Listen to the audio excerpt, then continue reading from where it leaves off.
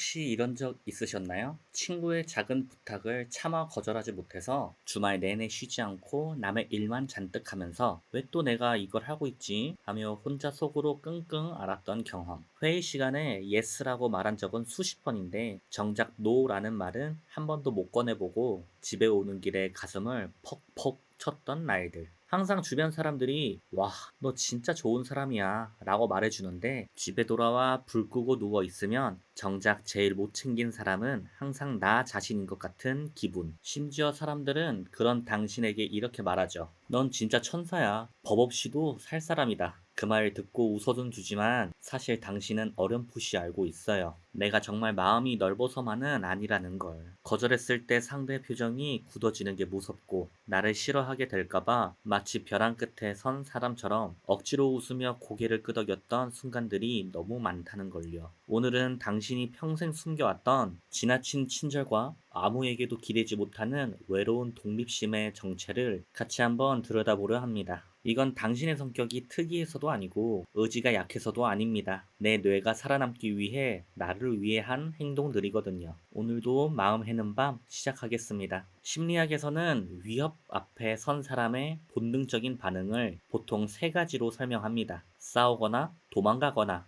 혹은 얼어붙거나. 그런데 트라우마 연구자인 피트 워커는 여기에 네 번째를 덧붙였습니다. 바로 폰 반응, 즉 비위를 맞추며 살아남기입니다. 한번 상상해 볼까요? 아주 어렸을 때 나를 돌봐주는 사람이 항상 예측 불가능하고 금방 화를 내고 무서운 사람이었다면 작고 힘없는 아이에게는 도망칠 힘도 맞설 힘도 없습니다. 그때 선택할 수 있는 유일한 방법이 하나 있어요. 저 사람의 기분을 가능한 한 맞춰주는 것. 내가 착한 아이가 되면 엄마는 소리 지르지 않을 거야. 내가 도움이 되면 아빠는 나를 버리지 않을 거야. 이 슬픈 공식이 어린 시절의 뇌에 깊게 새겨지면 어른이 되어서도 타인의 아주 작은 표정 변화, 한숨, 메신저의 말끝 하나에도 뇌는 곧바로 위험이다라는 비상벨을 울립니다. 그래서 상대가 화를 내기도 전에 먼저 사과하고 원래는 하기 싫었던 배려를 억지로 꺼내 상황을 얼른 덮어버리려 하죠. 겉에서 보면 착하다, 배려 깊다고 볼 수 있지만 이건 사실 좋은 사람이 되기 위한 친절이 아니라 무서움에서 벗어나고 싶어서 꺼낸 방패에 가깝습니다. 그러니까 이런 반응이 나오는 건 내가 유난해서가 아니라 그때의 내가 살기 위해 배운 방식에 가까운 거예요. 조금 더 들어가 보면 남 눈치를 많이 보는 사람은 타인의 감정을 거울처럼 비추는 거울 뉴런 시스템이 남들보다 민감하게 반응하고 있을 가능성이 큽니다. 상대의 불편한 표정이 마치 내 표정처럼 느껴지고 타인의 짜증이 곧바로 내 몸의 긴장과 두통으로 옮겨 붙는 거죠.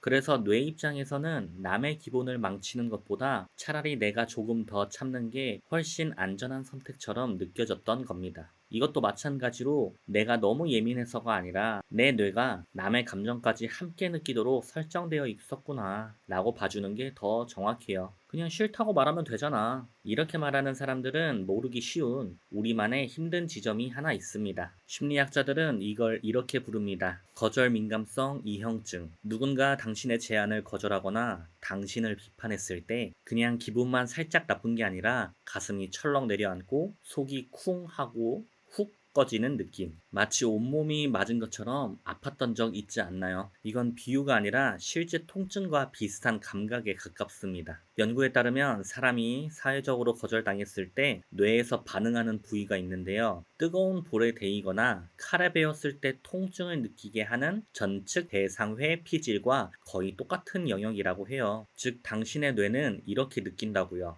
차가운 말 한마디, 무심한 표정 하나를 그냥 기분 나쁜 일이 아니라 실제 폭력에 가까운 일로 받아들이고 있다는 거죠. 그렇다면 당신이 그동안 거절을 두려워했던 건 너무 예민해서가 아니라 뇌가 느끼는 고통의 크기가 그만큼 컸기 때문입니다. 이것도 역시 내가 왜 이렇게 약하지가 아니라 내 뇌는 거절을 진짜 상처로 받아들이는구나 라고 이해해주면 조금 덜 억울해집니다. 아이러니한 건 또 하나 있어요. 남들에게 정말 잘 맞춰주고 힘든 사람 챙기는 것도 기가 막히게 잘하는데 정작 내가 힘들 땐 죽어도 도와줘라는 말을 못한다는 거죠. 혼자 끙끙 앓다가 몸이 망가져도 밤새워 일을 다 떠안고도 남에게 패기치는 건 차라리 죽기보다 싫은 그 모습. 심리학에서는 이런 모습을 과도한 독립성이라고 부르기도 합니다. 입으로는 나는 혼자가 편해. 남은 믿을 수 없어. 라고 말하지만 가장 깊은 곳을 살짝 들여다보면 어차피 아무도 진짜로 날 도와주지 않을 거야. 이런 오래된 체념이 숨어 있을지도 몰라요. 어릴 때 힘들다고 말해도 제대로 들어주는 사람이 없었거나 왜 그렇게 유난이야? 그 정도 가지고 뭘? 이런 말을 자주 들었던 경우 아니면 너무 일찍 어른이 되어야만 했던 아이였다면 당신의 뇌는 이런 공식을 만들었을 가능성이 큽니다. 도움을 요청하는 일은 거절과 수치심으로 돌아오는 일이다.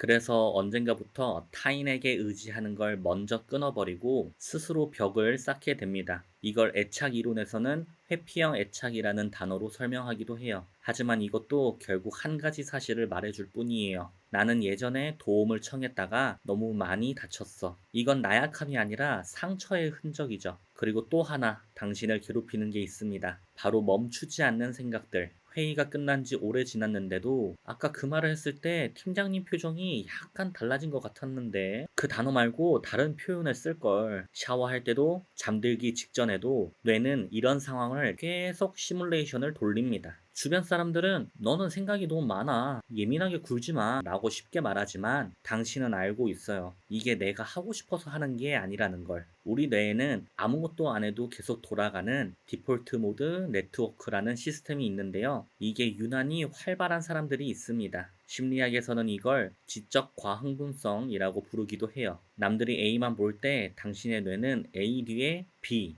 C, 그리고 아주 멀리 있는 Z까지도 한 번에 연결해 버립니다. 이건 사실 엄청난 통찰력과 창의력의 재료예요. 하지만 동시에 불안과 걱정을 끝없이 태우는 연료가 되기도 합니다. 고성능 컴퓨터를 가지고 있는데 냉각팬이 고장나서 혼자 과열되고 있는 상태라고 생각해 볼 수도 있겠죠. 그러니까 나는 왜 이렇게 생각이 많지 보다 내 뇌는 연결을 잘하는 타입이네. 다만 쉬는 법은 조금 덜 배웠구나. 이렇게 해석을 바꿔보면 조금 숨쉬기 편해질 수 있어요. 그렇다면 이렇게 예민하고 잘 느끼고 잘 읽어내고 생각이 많은 뇌와 우리는 어떻게 같이 살아가야 할까요? 생존을 위해 입었던 갑옷을 조금씩 내려놓으면서도 더 안전하게 살 수 있는 방법은 없을까요? 지금 그 방법 이야기해 볼게요. 첫 번째, 아주 작은 거절부터 연습을 시작해 보는 겁니다. 지금 당신의 뇌는 거절을 거의 죽음에 가깝게 느끼고 있어요. 이 데이터를 조용히 수정해 줘야 합니다. 거창한 거절이 아니어도 괜찮아요. 카페에서 빨대 필요하세요? 라고 물으면 습관처럼 네 하지 말고 아니요 괜찮아요 라고 말해보세요. 친구가 아무거나 먹자 라고 할 때 오늘은 매운 건 좀 피하고 싶어 라고 말해보는 거예요. 이런 안전한 거절을 조금씩 쌓다 보면 당신의 뇌는 조용히 깨닫게 됩니다. 내가 내 의견을 말해도 세상은 무너지지 않네. 사람들도 그냥 받아들이네. 나는 생각보다 안전하구나. 라는 걸 말이죠. 두 번째, 도움을 요청하는 일이 상대에게도 선물이 될 수 있다는 걸 기억해 보는 겁니다. 우리는 누군가를 도울 때 은근히 기분이 좋아지죠. 이걸 심리학에서는 헬퍼스 하이라고 부르기도 합니다. 타인을 도와줄 때 우리 뇌에서는 신뢰와 애착을 느끼게 해주는 옥시톡신이라는 물질이 나옵니다. 그렇다면 당신이 누군가에게 나 좀 도와줄래? 라고 손을 내미는 건 상대에게 짐을 얹어주는 게 아니라 그 사람에게도 옥시톡신이 흐를 기회를 선물해주는 일일지도 몰라요. 가끔은 당신의 짐을 조금 나눠주세요. 생각보다 많은 사람들이 기꺼이 그 짐의 손잡이를 함께 잡아줄 겁니다. 세 번째, 당신의 민감함을 문제가 아니라 재능으로 다시 정의해 보는 겁니다. 남의 눈치를 보느라 발달한 그 관찰력, 공기의 온도와 분위기를 읽어내는 놀라운 촉, 수없이 많은 상황을 시뮬레이션 해본 머릿속 연습. 이건 사실 뛰어난 직관이고 통찰력입니다. 이제 이 능력을 남의 기분 맞추기가 아니라 나의 필요를 알아차리고 나의 인생을 설계하는 쪽으로 살짝 방향만 돌려보세요. 같은 예민함인데 어디에 쓰느냐에 따라 당신을 지치게 할 수도 있고 당신을 살려주는 무기가 될 수도 있으니까요. 당신은 그동안 살아남기 위해 사랑받기 위해 정말 열심히 애써왔습니다. 밝은 미소 뒤에 숨겨져 있던 두려움, 괜찮아, 내가 할게 라는 말 뒤에 조용히 밀어두었던 외로움과 서운함을 이제는 당신이 먼저 알아줬으면 해요. 당신의 뇌는 당신을 지키기 위해 그토록 예민하게 움직여 왔습니다. 이 사실이 조금이라도 느껴진다면 이제는 그 예민한 뇌에게 이렇게 말해줄 차례일지도 몰라요. 그동안 나 지키느라 고생했어. 이제는 조금 쉬어도 돼. 당신은 누군가의 기분에 맞춰줄 때보다 가면을 살짝 벗고 숨을 고를 때, 당신만의 색으로 존재할 때 가장 빛나는 사람입니다. 오늘 밤만큼은